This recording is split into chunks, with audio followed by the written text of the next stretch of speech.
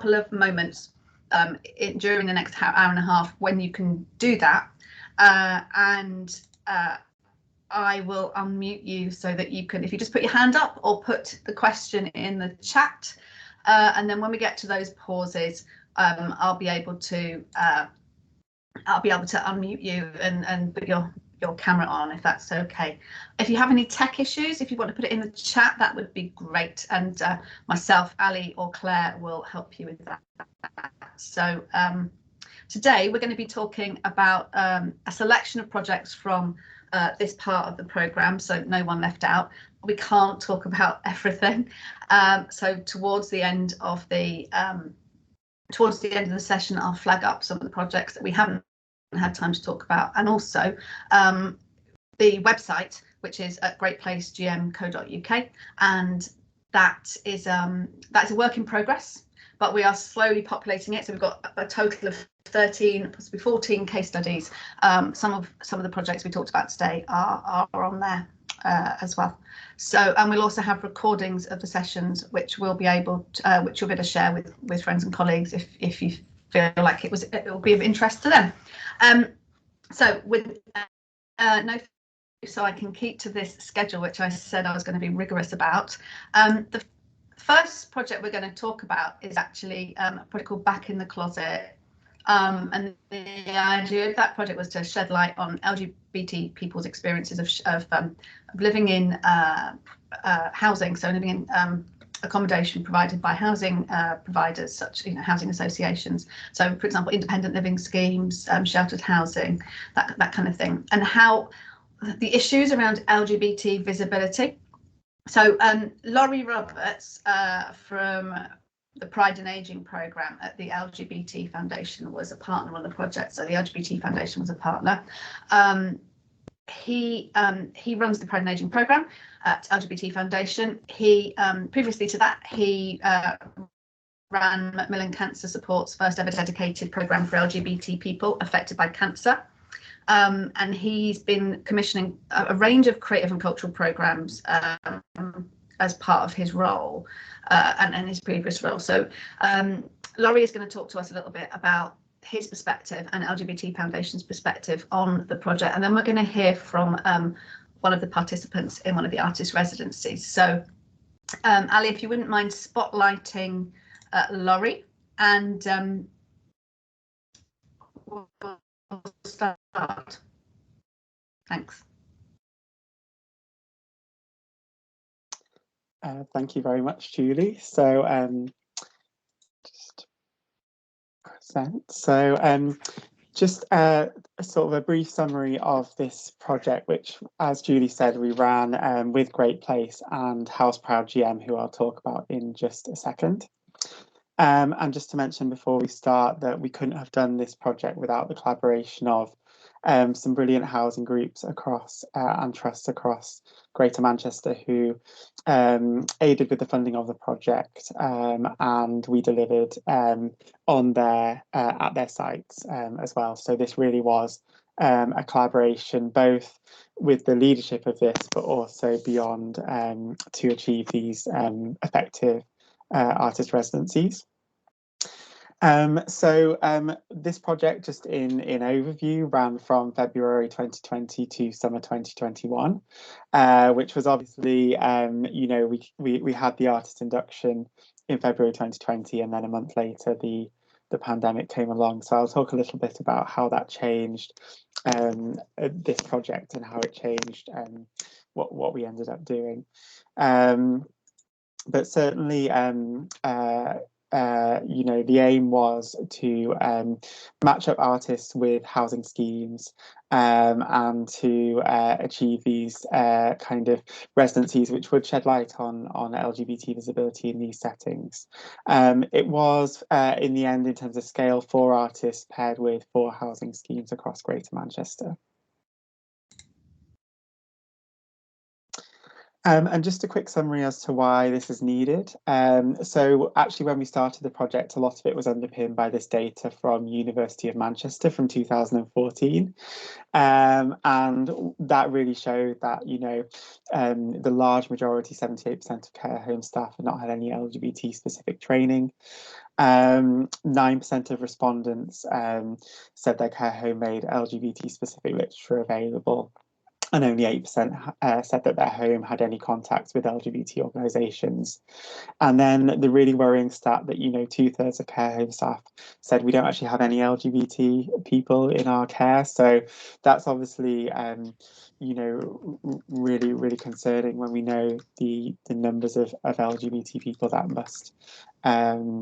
must be out there, that not even one resident within their homes had disclosed their sexual orientation. So that was some of the data that we had. And actually, as we went through this project, another project started getting going at LGBT Foundation around achieving an LGBT majority extra care home in Whalley Range. Now, that project's at the early stages, but they did a scoping report as well as we went through our project, which also revealed similar findings. For example, 74% of people that they spoke to from the older LGBT communities were interested in this LGBT majority extra care scheme, and 50% said that they would prefer an LGBT specific provider or a provider with some kind of LGBT accreditation. So we had a little bit of data and kind of rumblings going on around this topic. And this really summarizes some of the kind of anecdotal findings that there are around this. So somebody saying they were out, LGBT Sandra talking about how their worst nightmare would be going into an old people's home, and that's heterosexual kind of environment. And in the extra care scheme study, somebody equally said, I'd rather be dead than go into a heteronormative home and not be able to be my full self. So very similar sort of things, even though from 2014 to now, it doesn't seem like the situation has moved forward a lot. So we operated this project in almost like a triangular project management way. So we had myself from LGBT Foundation running the Pride and Ageing programme. I work on the ground with LGBT older people, and we have that project is co-produced at LGBT Foundation by a group of community members. And we commission same and similar projects to this. And what I think Pride and Ageing is great at is creating a safe space for LGBT communities who a lot are aware of LGBT Foundation and the fact that we are that kind of safe space to access. And we were also underpinned and backed by service delivery as well. So we were able to look into safeguarding and referral into services for anyone who we came across who may need that. Great Place obviously offered the kind of artistic work frameworks and contracts, for example, and kind of working and having contact with the artistic community and realising ambitious creative work. And then House Proud GM, who are our third partner on the project, they're a staff inclusion network around LGBT communities. So they had the connections to the homes that we wanted to work with.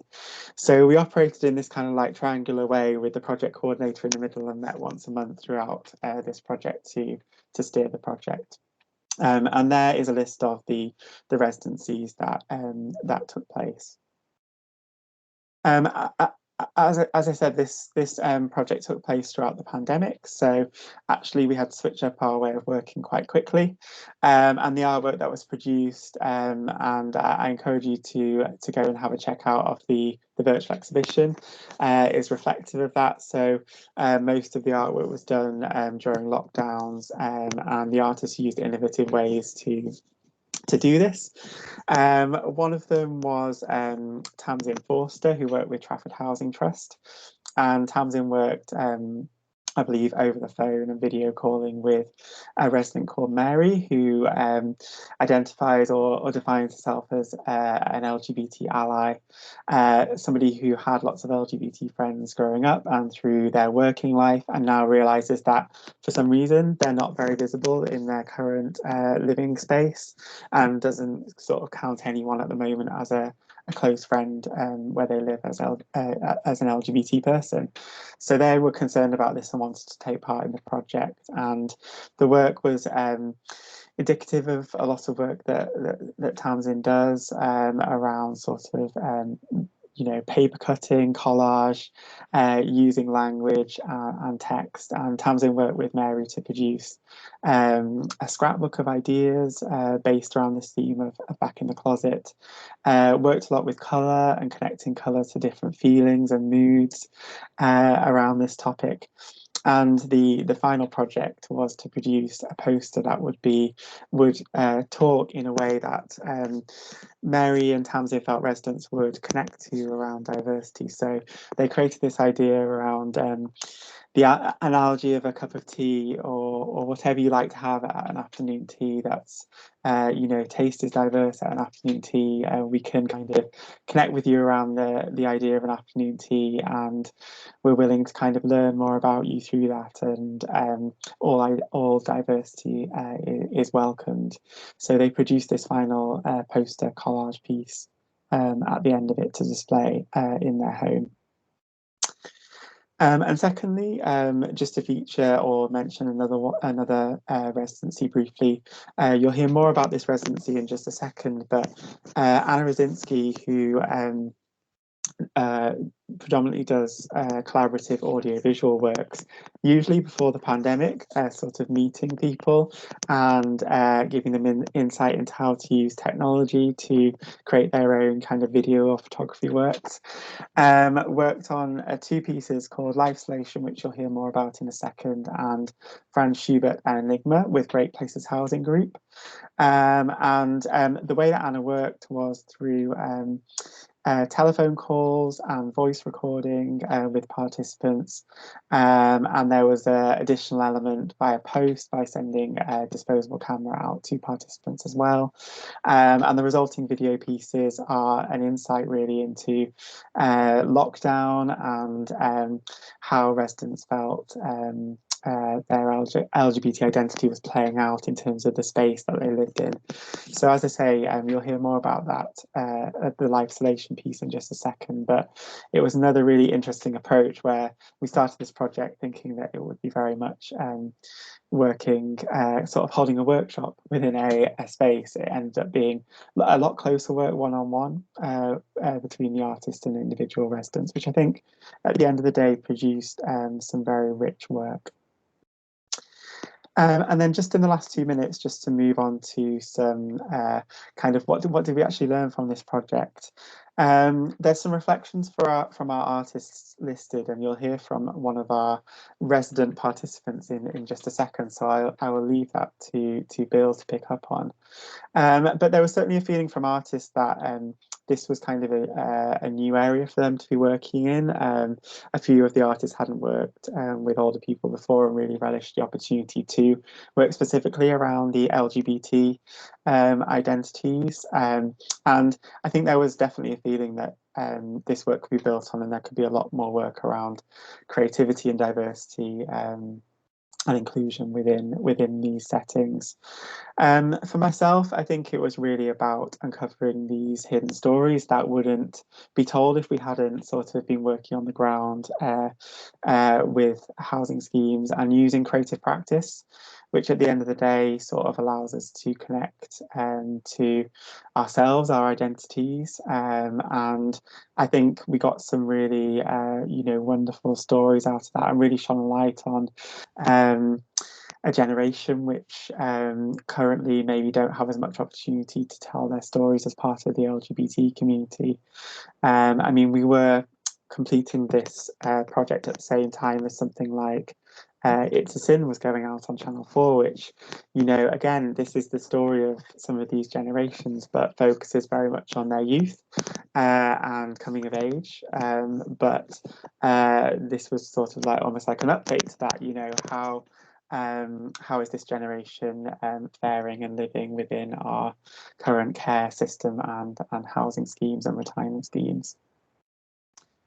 So just in summary, you know, you can view all the artworks. So we made sure that all the artworks were digitized and they're on display currently on the LGBT Foundation website. So I do encourage you to check those all out. And there's links there as well to Pride and Aging and House Proud. And Tara, who couldn't be here today, was our contact at Great Places and also House Proud GM if you want to reach out to Tara about anything. Thank you very, very much, Lawrie. In a second, we're going to hear from Bill Moss. I'm going to introduce Bill now, but then we're going to just watch a couple of minutes of one of the artworks that he produced as part of this project. So Bill is a resident of Great Places Housing Group. He marched on Parliament as part of the Clause 28 demonstrations in the 1980s, and he also sadly lost his partner during the AIDS crisis. He participated, he was a fantastic asset as a participant in Back of the Closet, and he has a strong belief in equality for all. I'm just going to show you now a little excerpt of Life Solation, which is one of the artworks that is available to see on our online exhibition. I'm really hoping this is going to work. Okay.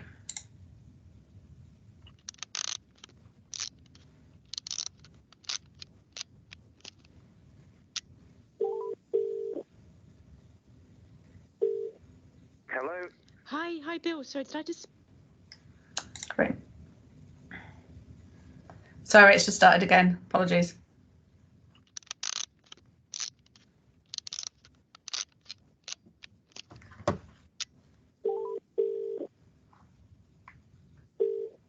Hello. Hi, Bill. Sorry, did I just miss your phone call? I'm just wondering, can we reschedule? Okay, that's fine. We could do it on Saturday morning if that's okay with you. Yeah, that's fine. Okay. That's fine. If we say I have come up with a title for the photos for you, though. Oh, great. That sounds good. Okay, so Life Solation. Life. Sorry, say that again. Life Solation. How does that sound? Yeah, that sounds good. Yeah. That sounds good. So you got life and solation. Yeah. No, I like that. I feel like that really sums it up. Yeah, I thought you might like that one. Yeah.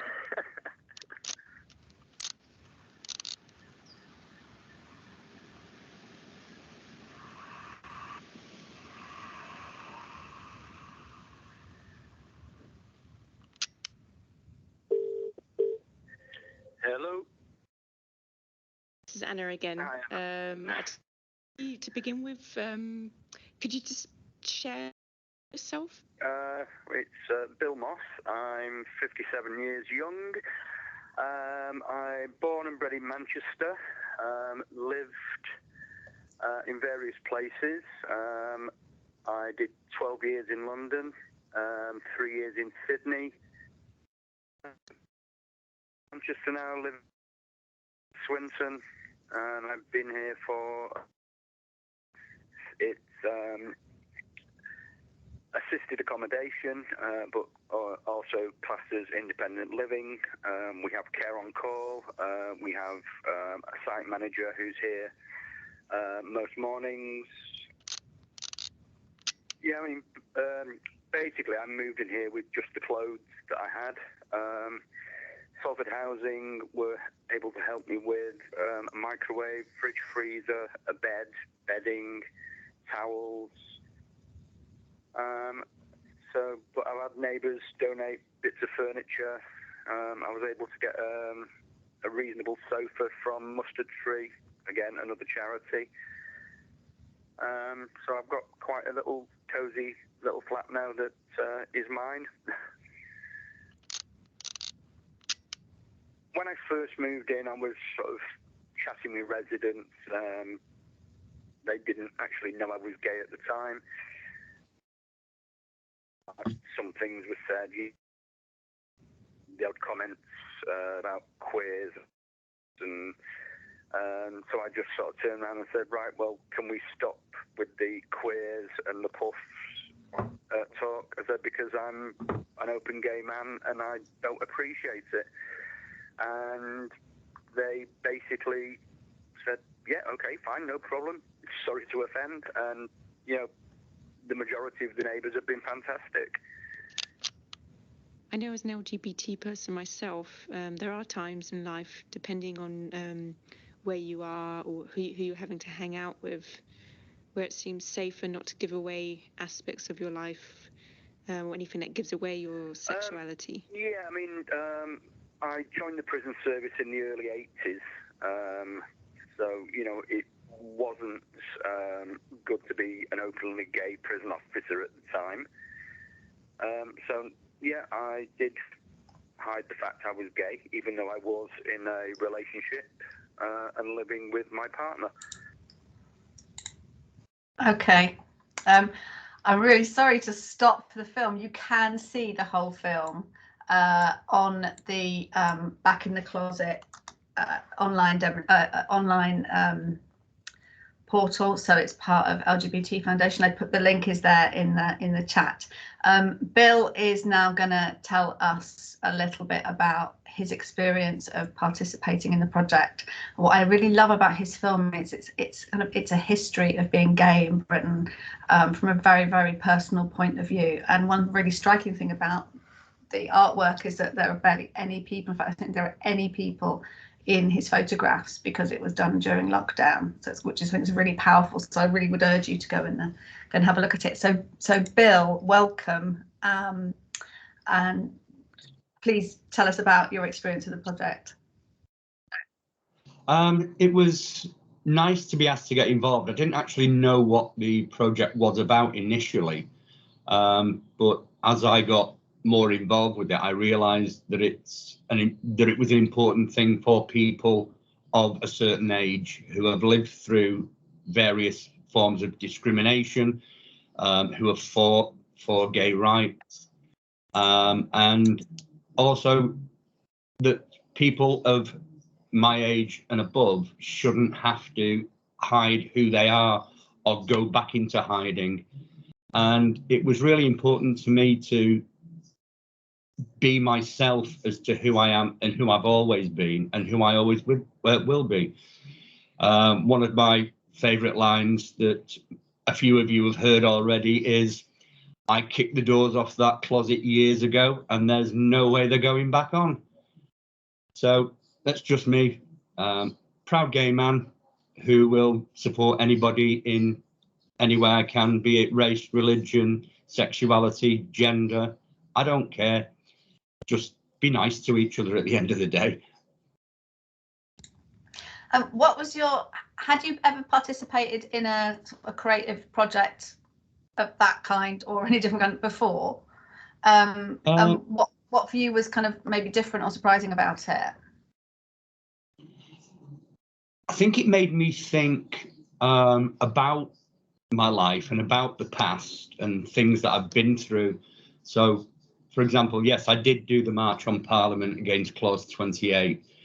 During the HIV and AIDS pandemic, we volunteered for drug trials, myself and my partner. So we've always sort of been a part of the gay community. And I thought, this is important for people not to actually have to go back and not be themselves. Like I say, it's just one of those things that I feel really strongly about, and I love getting involved with it. Anna, the artist, she was amazing. We've still not met in person, but we have online. And I'll be glad actually when I can meet people that I've been involved with in this, so we can sit and have a drink and give each other a big hug. Oh yes, absolutely. Just finally, what would you say to other housing associations who are looking at the ability of LGBT? Basically, make them aware that the support is there for them. I think a lot of people, when they move into sort of accommodation similar to this or like this, they're scared to be themselves. I came out basically more or less as soon as I moved in. And I would encourage people not to hide who they are. Okay, brilliant. Thank you very, very much, Bill. Does anybody have any questions for Bill or for Lawrie before we move on to talk about something completely different? I can't see anybody with that. Thank you for talking, Bill. At the end, so if you we can ask all the questions at the end. Okay, so very much, Bill, and thank you very much, Lawrie. This session really, we're talking across age ranges, and we're talking about a lot of different types of diversity, inclusion, and exclusion. And this is because we, at the beginning of the project, a number of emerged, and artists who were struggling with particular issues, and that's why we particular areas, so LGBT, older people, working with autistic teenagers. This doesn't mean that in any way that in the project team we think one type of exclusion or diversity is more important than the other, but it was we ended up working on a piece of work which we felt had been really under explored. And one of those pieces of work was very underexplored, was working production by, with, and for autistic and neurodivergent teenagers. Now, to be completely honest, I've got a personal interest in this. My children and my stepchildren are autistic, and I found from my own experience looking for activities for them that were inclusive, engaging. Most of them were autistic. Now, in my experience, this is actually very, very true, but autistic teenagers like to do. So we started off looking at how we could work with libraries as as spaces, because the library service in Greater Manchester really wanted to open itself up to working with more autistic young people. Unfortunately, because of the pandemic, the project changed, and Tom and Alva are both going to mention that. So we're going to hear now from Tom Botel. So Tom has recorded us a short video. He's going to talk a bit about the impact of doing the project on his organisation, his theatre company. It's KIT Theatre. Claire, you're going to share his video now, aren't you? So we'll have a look at that. Then Alva is going to talk about what happened when we actually took the project into schools during lockdown.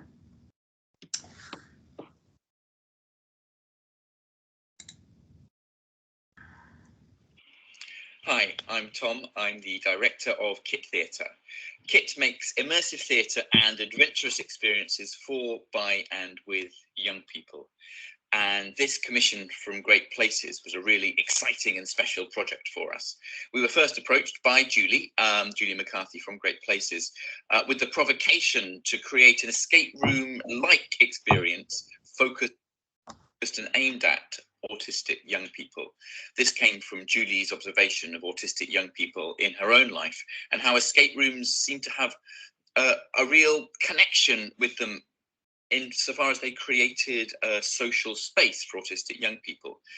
And I guess there was a hypothesis that whereas some autistic young people might find everyday social interaction as they enter their teenage years more of a challenge than some other people, the escape room provided a collective focus for those young people so that they could really zoom in on focusing on the puzzles and discussing the next challenge they had to overcome within the experience, rather than having that pressure of having to conjure conversation topics and drive the social engagement just by themselves. So the escape room gave them that context and gave them that shared focus, which made the social interaction flow more easily from it. So that was the thinking we went into the process with.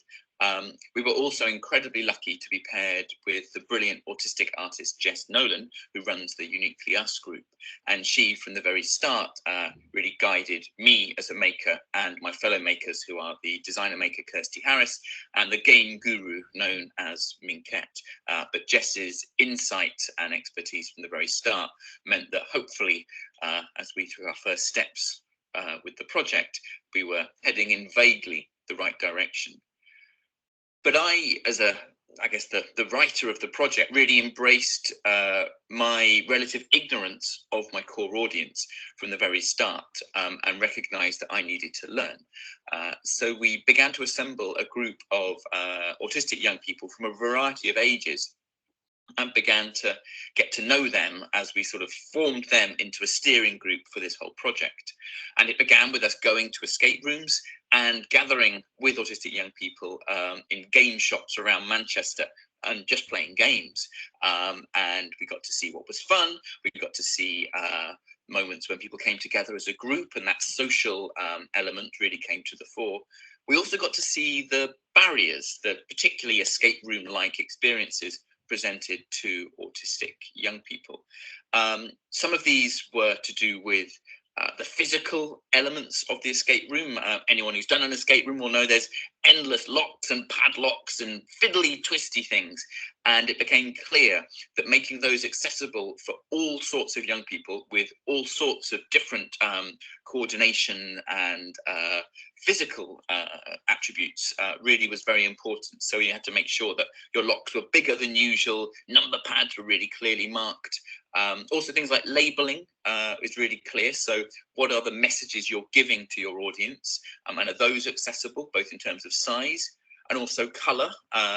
Anyone who might have colour blindness or any other restrictions such as that. So quite quickly we began to establish, I guess, the low-hanging fruit of accessibility. But then on top of that, there were some much more nuanced challenges. It became clear as we started to sort of settle on the idea of creating a box that needed to be unlocked and opened rather than a room that needed to be escaped from, that our audience did not want anything or anyone to come leaping out of the box. So there were going to be no zombie attacks halfway through the unlocking experience. And this idea of the jump scare, the thing leaping out, was kind of a big no-no. And that was almost across the board. There were very few outliers who really were pushing for the zombie attack after half an hour. So that gave us clarity. There was also a really interesting set of conversations around the timer element that you get with an escape room, wherein the time is ticking away. And of course, in an escape room, there's the pressure of, will you get locked in? Will you run out of time? And while almost all of our steering group felt like you needed some sort of timing element which upped the tension and gave a kind of pressure throughout, there was quite a lot of people who felt like the timer ticking down, the risk of running out of time and the stress that that produces might be too much, particularly for some young people. So we settled upon a timer that counts upwards. So there is a timer running throughout the experience, but in the end you get your time and you see where you fall on the leaderboard, but you don't have that pressure of having to have that fear of being locked in. This process of creating with our steering group began pre-COVID, but then COVID struck, and that had a profound impact on the makeup of our steering group. Because as Jess Nolan told me, I think in our first meeting, if you've met one autistic person, you've met one autistic person. And some of our steering group found it very difficult to engage online when they'd been engaging quite happily in person. Whereas on the flip side, some who'd not been able to make it to any of the in-person meetings felt able to engage online, either directly through Zoom or remotely through shared documents which they could feed into. So that was interesting in that it changed the structure of our steering group. But the steering group really made the project, and hopefully, it meant that our kind of radical vulnerability in admitting that we were not the experts at the outset really allowed that steering group to have ownership and agency and to challenge our thinking. So when we went away, made something and put it in front of them, they were pretty clear about what was working and what wasn't working. Now, Alva, I know, is there in person, and she is going to share a little bit about her experience on the road as the puzzle box was touring. But Julie has asked me just to talk a little bit about how this project has impacted on KIT's wider processes. And it's been a really major impact. Now, we've always been really keen on making our work fully accessible, But looking back, particularly a few years, I think some of our earlier projects, we made the original version, the mainstream version, if you like, and then said, okay, how do we make this accessible? And so we might tweak different elements or come up with a slightly different version to sit alongside the main version, which is the accessible version. Similarly with site-specific immersive shows, you'd have the main route, and then you might think of what is the accessible route within that. So the thinking was there, but it was an adjunct to the main piece. And I think the change that this project has brought about is that we start with that accessibility thinking, that filter of, is that accessible? That interrogation when you get excited by a new creative idea, starting right at the start of the process. And the ambition is for the whole piece to be built with accessibility in mind, rather than 80% down the line to try and weave the accessibility in.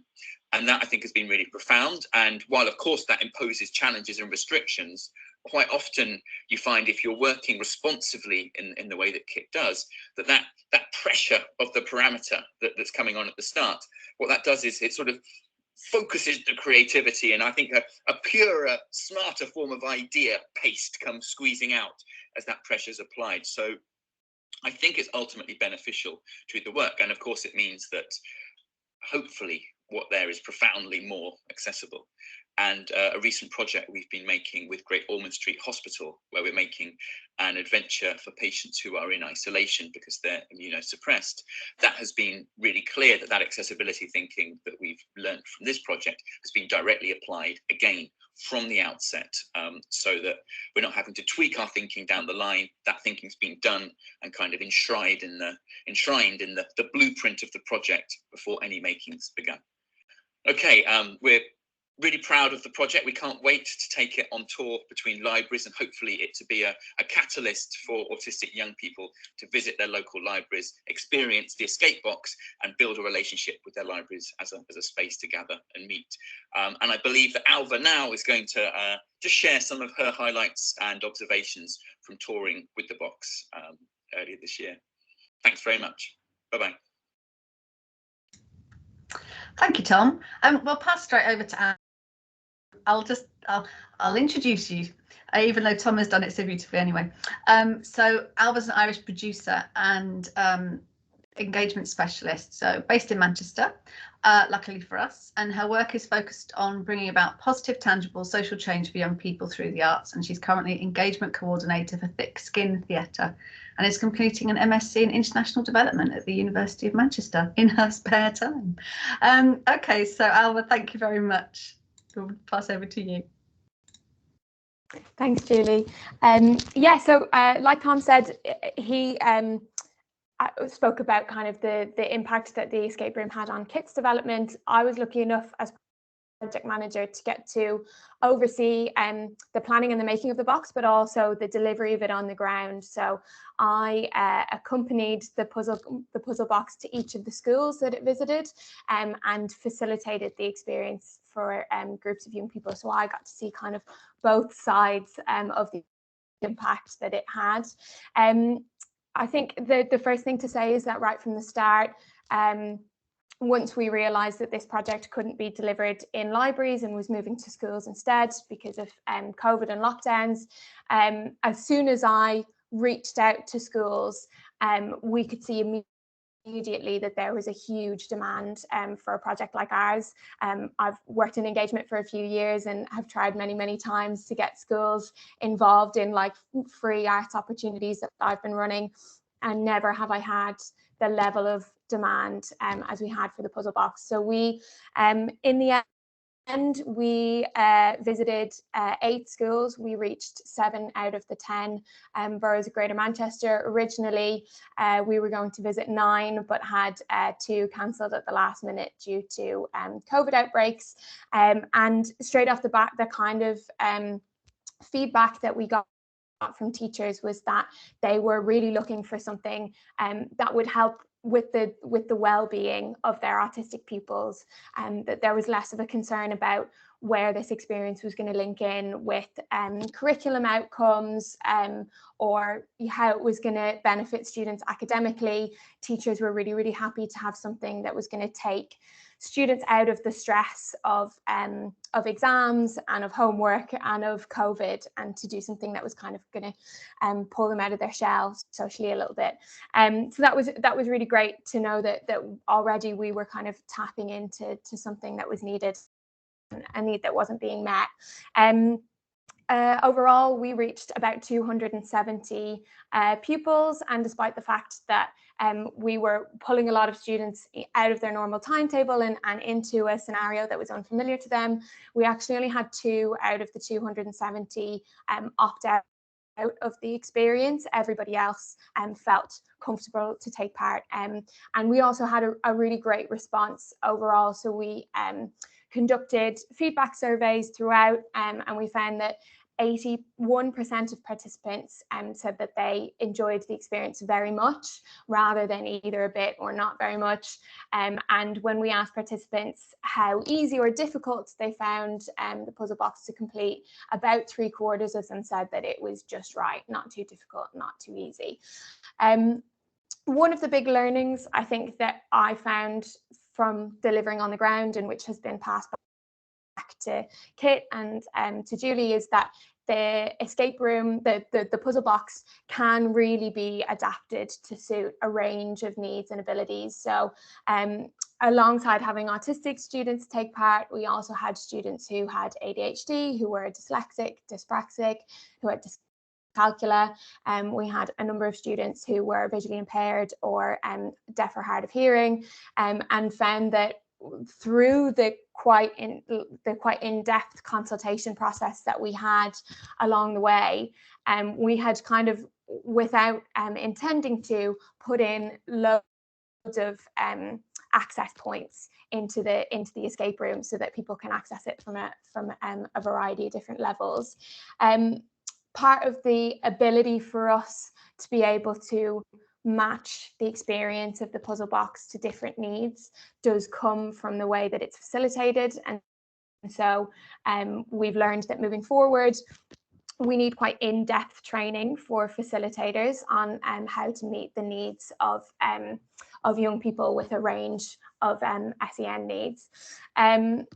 Overall, though, we had a really, really, really positive response from both teachers and pupils. So we asked teachers to give us a rating out of 5 about how much they thought students enjoyed the experience, and our average score was 4.8 out of 5. We had lots of comments from teachers who felt that students that were normally more shy or reserved really came out of their shell during the experience. And I think that really echoes what Tom said in his video about the fact that the puzzle box gives kind of a scaffolding for students to socialize with each other, that they're working together to deliver a task, and that can kind of act as an aid to socializing with other pupils. We had a range of makeups of groups. So some groups were made up of people who were already very good friends and knew each other really well, in which case they often found it quite easy to work together. But often schools chose to put groups of young people together who didn't know each other, in an attempt to kind of form new friendships and new relationships. And we found that also was really successful, and is something that a lot of teachers and teaching assistants noted in their feedback to us. One of the questions that we asked young people was about whether or not they've taken part in experiences like the escape room before, and if not, why not? And some of the responses that we got were kind of what we had expected going into, and they were the kinds of barriers that Julie had highlighted when she asked us to deliver this project, but some of them were new to us.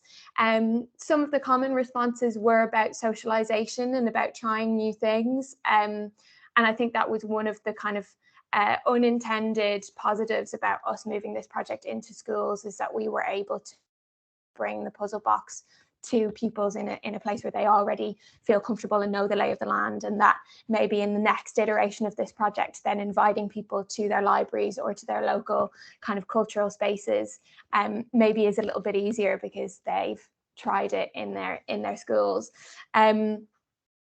But also we heard from a lot of young people that escape rooms were something that they've been interested in for a really long time, but just found too expensive and couldn't afford to go, or didn't already know people around them who were into escape rooms, couldn't find the kind of the groups to get together to do as a cohort. So it was really rewarding for us to find at the end of this that what we were doing, that, like I said, there was a demand both from the side of teachers and school staff, but also from young people, and that many of them, when asked if they would do something like this again, the overwhelming majority said yes, absolutely. And we had most of the schools ask, when can you come back again? Can we book you for the next school year?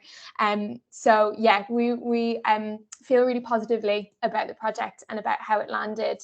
And I personally could see within sessions young people who were learning how to work together in new ways, developing their communication skills, and just having a good time. Loads of the young people that I saw were really excited about the mechanism of the box. The way that it works is that every time you unlock a clue, you open a new layer and find a new puzzle. And it was really obvious visibly that it was a really exciting and intriguing activity for young people. So yeah, it was a joy to deliver, and we're excited to hopefully continue this project in some way in the future. Thank you very, very much, Alva. So, as I mentioned in the chat, we couldn't have Jess, our autistic theatre maker, with us today because she's just actually had a baby, I think. So I was very aware that, and also we couldn't get any of the young people that took part. None of them wanted to take part in a conference in the middle of the day, unsurprisingly. So I invited instead Ali Wilson to come along to give us a slightly different perspective. Ali's a neurodivergent theatre maker and creative director. And earlier this year, she founded Every Brain, which is a project supporting and platforming neurodivergent creativity. And she just commissioned 10 artworks as part of that project. So I invited Ali along to talk to us a little bit more about that and to give her perspective as a neurodivergent creative professional. So thank you, Ali, very much for agreeing to talk to us today. And I think your perspective is really, really important. So thanks. Yeah, thanks, Julie. Yeah, it's great to be here. Thanks, everybody. It's been really good to hear from the other speakers. And yeah, I'm grateful for the chance to talk about Every Brain, of course. I think just for like context, Every Brain is of a similar scale to the project that you just heard about with the Autistic Libraries project. So hopefully that gives you a bit of context about the positioning of both of those things in Greater Manchester.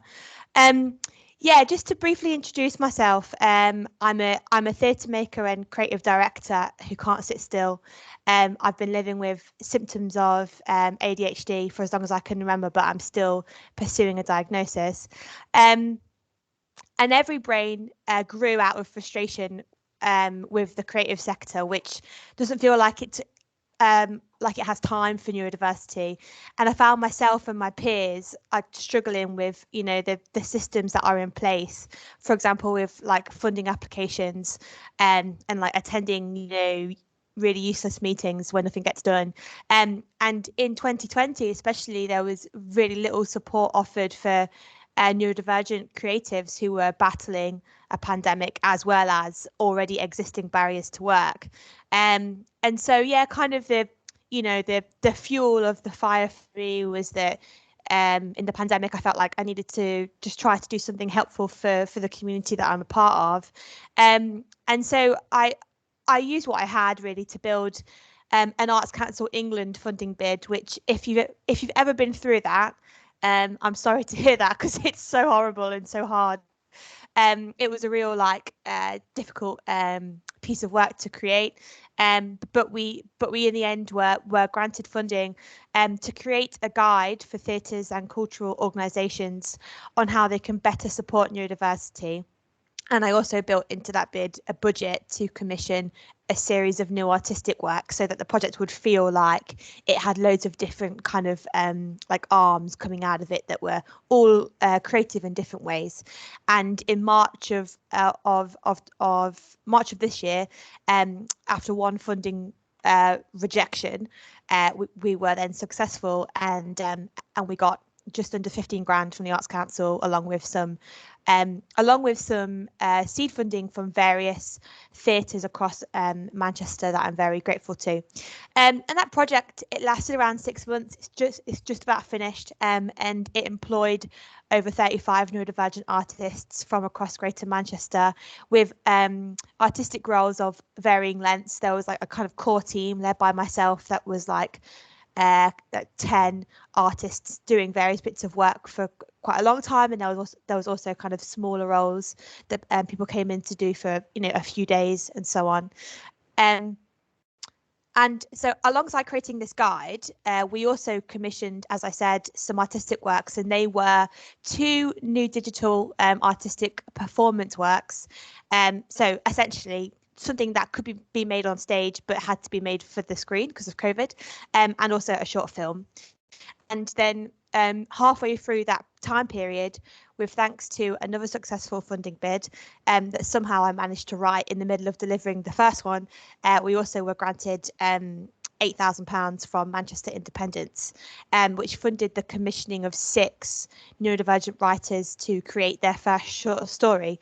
And those short stories are inspired by their experience of being neurodivergent, but they aren't necessarily biographical.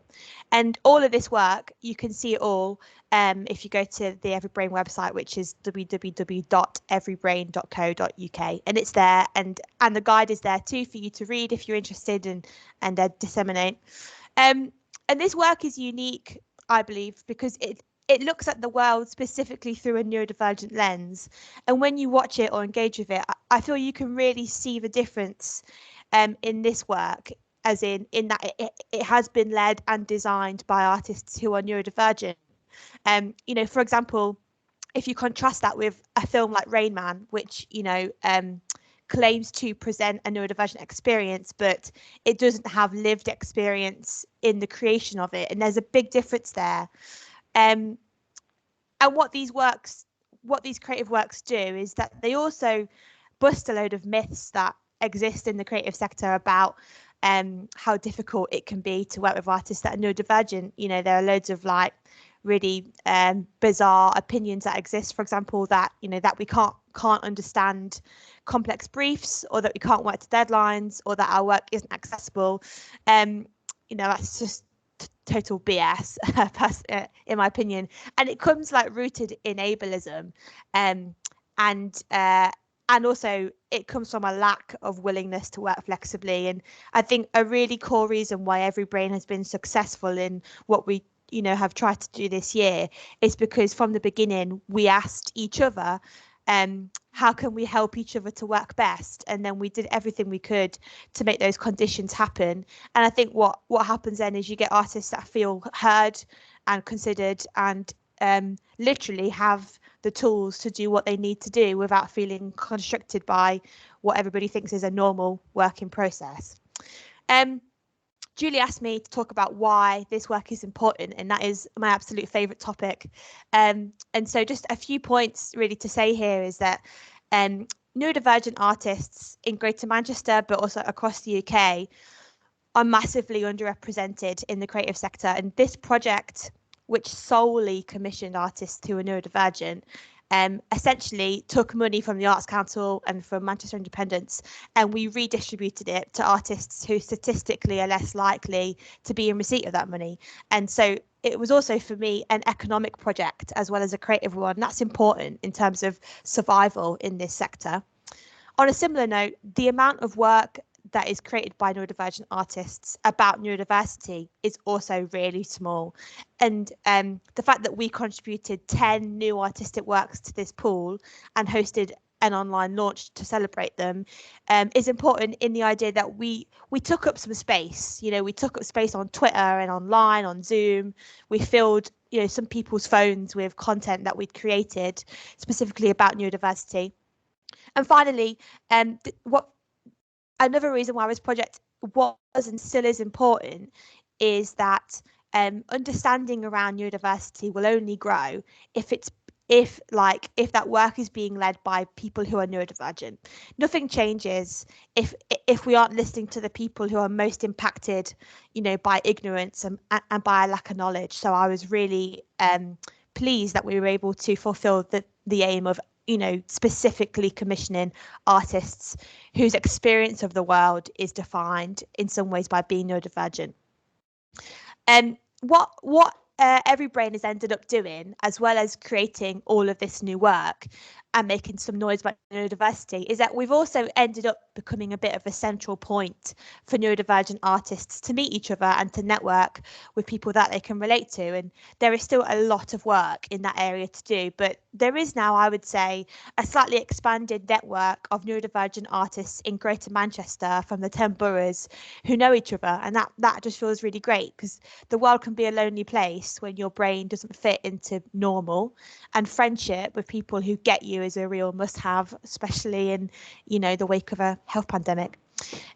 We've now wrapped up this first wave of activity, and we're moving into a kind of period where we're doing a lot of consultation. We're working with various cultural organisations across the region to audit and improve their working processes in a bid to help them become more friendly to neurodiversity, you know, with the idea that might mean that more people who are neurodivergent get hired, get commissioned, get to work in working spaces that have traditionally not been very friendly to us.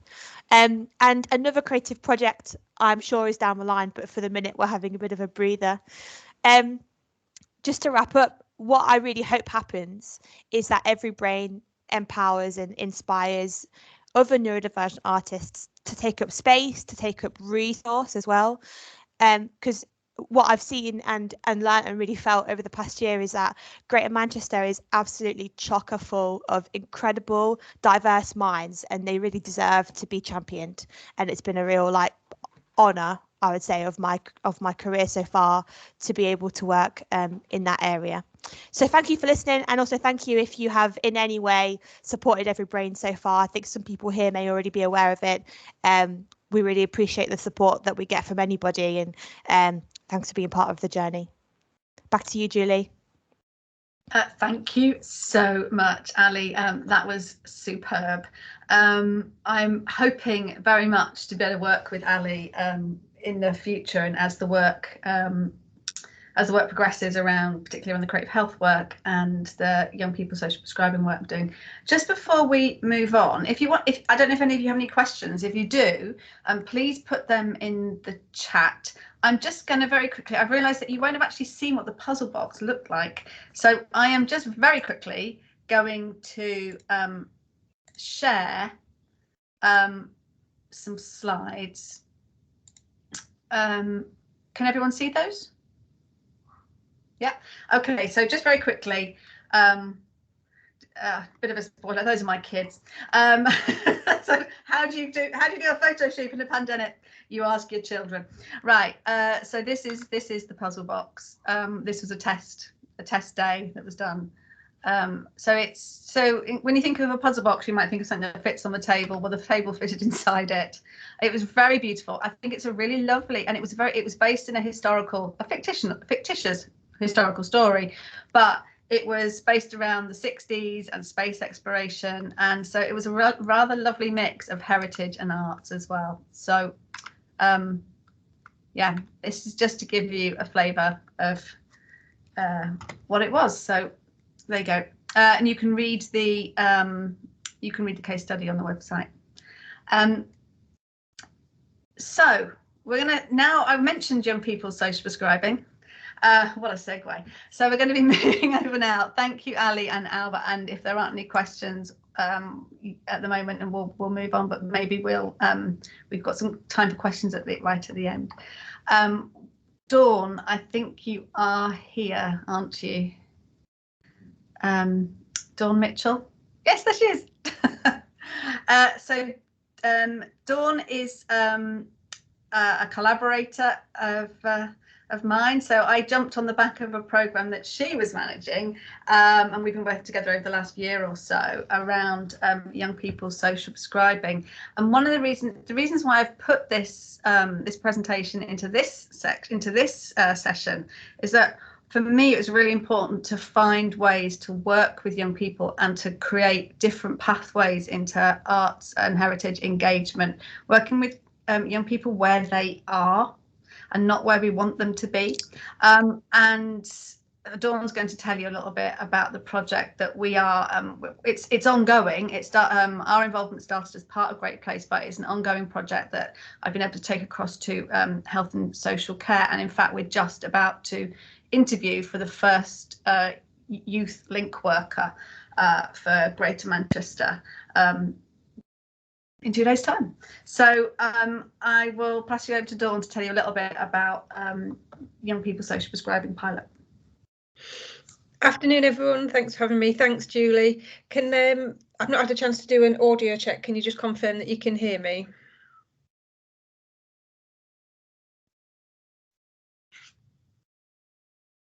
Yeah, fantastic, great stuff. Okay, so yeah, my name's Dawn Mitchell and I work with a national youth charity called Street Games, and Street Games works to serve underserved communities and increase opportunities for young people to take part in sport and physical activity. So I guess you might wonder why I'm here talking about in a cultural setting. I mean, you could argue the point that sport has a huge impact on our cultures, but more specifically, the social prescribing pilot that we've been running in Greater Manchester. So 4 years ago, we got commissioned by the Department of Health and Social Care to test social prescribing for children and young people. It's quite well established in the adult world, but we were really interested to see what benefits it could bring for young people. And so over the last 4 years, we have done that. We've tested, we've piloted, we have researched with the University of East London and published a paper on our findings, which I can share the links for. And what we did, though, we didn't keep that focus purely around sport in any way. We fully recognised the whole raft of cultural, heritage, creative offers that form part of the social prescribing offer. And what we found, unlike the adult model, it's really important that there's a range of places where young people can get referred from to access the service. So part of what we're doing is trying to increase access for health and social care for young people. And I'll talk a little bit more about that specifically in terms of the college project. So in Greater Manchester, the Association of Colleges asked us and commissioned us to deliver a pilot study in 4 colleges to test what social prescribing might look like in a college. And there we were able to put in some training and development into the colleges. And in phase 2, we added a further 4 colleges. So we're now at 8 colleges, and delivery in phase 1 began in September and delivery in phase 2 will start in January. And what we've been working with the colleges to do is twofold, really. It's thinking about the internal offer for students within the college. So we've trained up to 10 people in each college to be social prescribing champions. And what we have trained them to do is sort of more cohesively signpost young people to all of the support that's available inside a college. So that would include their enrichment offer. So that would, again, be some creative or cultural or wellbeing activities. And to sort of package those up alongside some of the student support services. So that might include financial support, housing support and information for students, and to make sure that people understand how and what services are available for young people within a college, and to actually increase the amount of signposting that they do towards these services. So that's kind of the internal social prescribing model. And then the next step was that we started looking outside of the college for links into primary care provision or public health provision of any social prescribing that might be on offer. And then actually linking the colleges out into primary care or out into the community. So making sure that if there wasn't an offer in the college that the young person felt they wanted to give a go, that we're able to look outside and start thinking about how or where the young person might access that activity. So the premise of social prescribing is really the person-centred approach of what do you think might help you feel better, and let's see if we can try and link you into that activity. Or, you know, is there something that you'd like to give a go but you don't feel very confident, that we can maybe get you started on that path and maybe, you know, take you along to a session so you can experience it. And so that's where we're at with the social prescribing pilot in Greater Manchester. Really positive feedback across the board. I think the colleges feel the benefit is that young people are getting the full offer of what a college can provide, which has maybe been a little bit fragmented in previous experiences. So making sure that lots of people understand the whole offer of a college, and then actually working outside of the colleges to make sure that other people understand, you know, what's available in the local communities, but also what it is that the colleges can offer for young people, and maybe signpost young people towards colleges for entry-level or foundation type courses.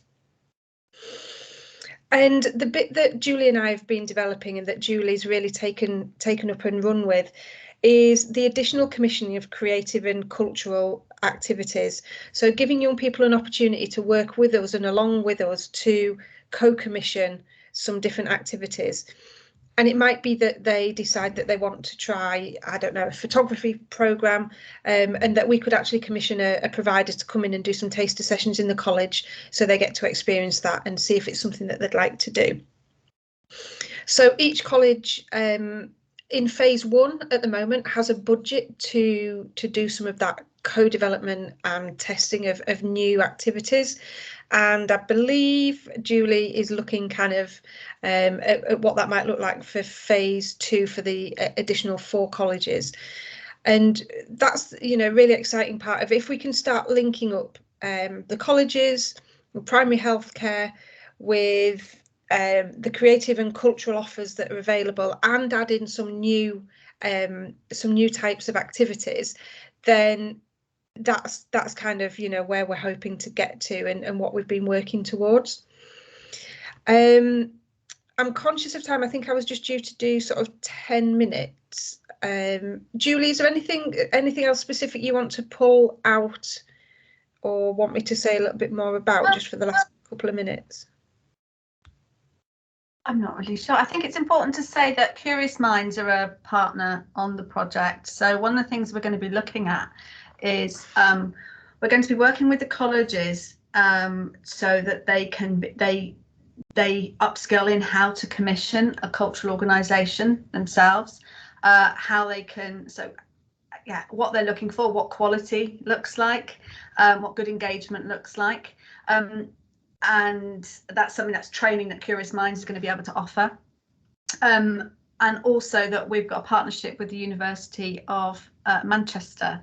So we have a PhD student who will be starting with us. There is very little research on social prescribing with young people, and there is no research on the impact of taking part in a creative activity as part of a social prescribing context, what impact that has on young people. So we have a toolkit, which we've talked about in a previous session, that was developed in collaboration with the iThrive team. So that uses clinical measures, the kind of measures that a CAMS clinician, for example, so children adolescent mental health services, that kind of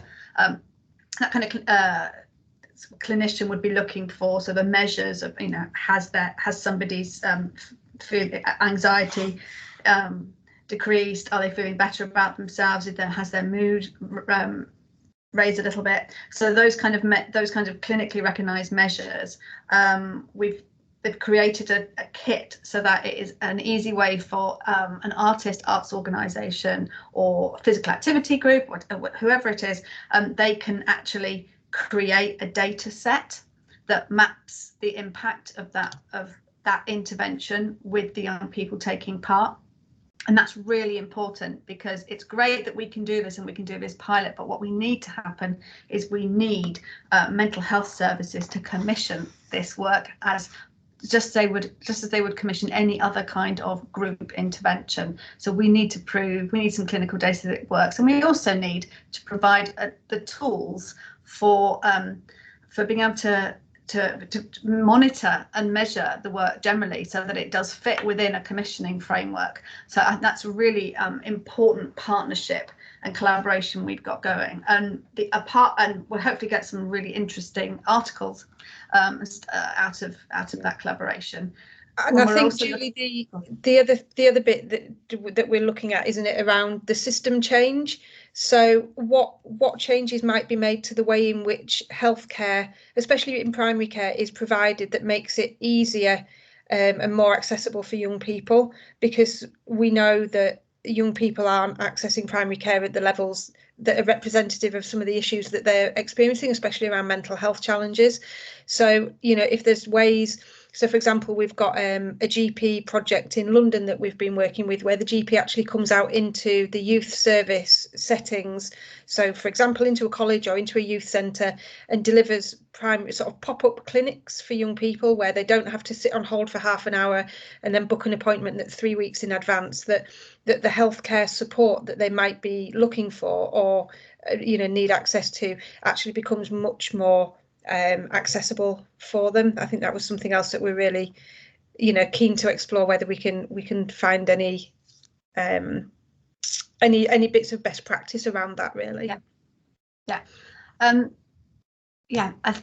I think that we're hoping to expand. I would be hoping that we will be able to expand and grow this project in Greater Manchester, and also to make sure that the cultural sector is part of that system. So when we're looking at system change, we're looking at, where does the cultural sector fit? How do we make sure that the organisations that we're working with have the right training? So now that I'm based in health and social care, so I'm a part of a workforce team, and we're including for the first time the culture sector in that workforce development. So cultural organisations have access, libraries, museums, galleries, participatory arts organisations have access to training that frontline health professionals have. So they're seen as frontline health professionals for the purpose of this work. And I think that's a really important development in Greater Manchester. So thank you, Dawn, very much. I don't know if anybody's got any questions for any of our speakers today. If not, people, is this the first time ever no one's had any questions? It's quite astounding. Or any comments, but if you haven't, then I was going to spend 5 minutes just explaining a little bit about where all this work is going next. So I'll do that. Okay, so the Great Place programme has officially ended, apart from we've got one more dissemination event to go and then a lot of reporting. And we've created a body of case studies, and we also have a website which is already launched, but we are populating it as we go along, as the events go along. I'm based for the next 6 months in the Health and Social Care Partnership, which will shortly become an ICS, an integrated care system. So that's the new kind of structure for health and care in England. And in that role, I am leading on children and young people social prescribing. So I'm hopefully going to be able to develop this work further. And also working on the creative health agenda, so looking at how Greater Manchester can become the first creative health city region. So that means embedding creative approaches to health for all aspects of our life. So we're starting that work, thinking about what that means and where we're growing some of the amazing practice that we've already have in Greater Manchester. one of the things we're doing in terms of young people social prescribing is, some of you will be aware of the Be Well project. So that is a collaboration between GMCA and the University of Manchester and the Gregson Foundation. And it's a survey of all year 8s and year 10s in Greater Manchester about their health and wellbeing. And we're taking the data from that, and obviously it's great to do a survey, then what do you do with it? So we've just been successful to with some fundraising to fund the first year of a 2-year pilot. Well, we'll be training young people in probably year 9, year 10 to be health champions in their schools. So this is secondary schools. They will have a commissioning budget. We'll be working in we'll be working in approximately 15 schools, so that's 3 or 4 neighbourhoods. We're going to try and work in every single school in a neighbourhood, and the school will have a commissioning budget. They can work together with other schools as a neighbourhood. So the idea is that you have a group of young people who are trained as health coaches, who are able to run health campaigns, but also have a budget to commission creative activity. So we'll be launching that after Christmas, and we'll be working in those neighbourhoods where we've identified there is need, but we've also identified that there is some infrastructure to support the provision of activity and a response to the need. So we Be Well is all over social media at the moment, so you'll be able to find out more information about that as we progress. In terms of the work, the puzzle box work, the first thing we're going to be doing is looking at how we can go back to the original plan, which was to tour around libraries, because that project started as a project with libraries but became a project about schools, because that was the only place we could actually access young people during the pandemic. But we're going back to plan A, and that we've got a little bit of funding to make sure that project can tour around libraries in each of the 10 Greater Manchester districts, and then work with those libraries to further develop their offer for autistic young people, so that we can potentially open up libraries as more like social spaces and hubs for autistic young people who really find it difficult to access other kinds of social spaces in their neighbourhoods. So I could go on, but I'll just wrap up by talking about the two projects we haven't talked about in this kind of section. One would be the Creative Care Kits, which is a project that we ran as a COVID response. It was a COVID response project. We worked with 56 organisations. So our job at GMCA was to convene. We noticed a lot of organisations saying, what can we do? What can we do at the beginning of the pandemic? And so we worked together to create 53,000 creative care kits that went out to children and young people and older people who were identified as being digitally isolated. So it was a pack of activities and materials, a box, like a pizza box, that went out to people so that they could, as a form of self-care. The young people, the first box for young people was very much a self-care box, and then the second one then opened up a little bit, and it was co-created a lot more with young people, because we were able to access groups of young people by this point online. So we commissioned organisations to co-create with groups of young people, and it's looking more at being the change. So social activism, how you could get involved with a creative organisation in your neighbourhood, what kind of things you could do to kind of make the world more like you wanted it to be post-COVID. I think we probably all expected to be post-COVID at this point, but my son just got COVID this morning, so we're not out of the woods yet, are we?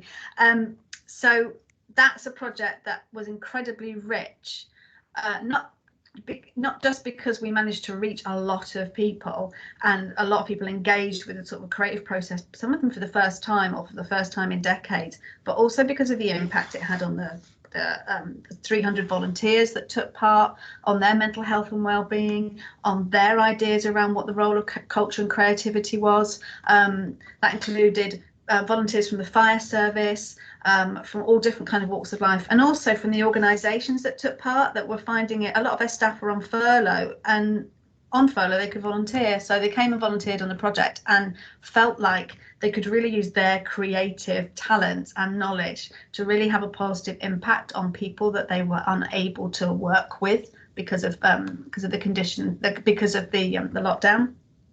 And the final project I'd just like to mention is a project called Culture Bus. Now, this was a real victim of COVID, but before the lockdown, we ran a pilot with Curious Minds in Wigan. So the premise was we took yellow school buses that were not being used in the middle of the day. So those buses that are used to take children to and from school, and say, right, this is an untapped resource. Could we use these people and children to cultural?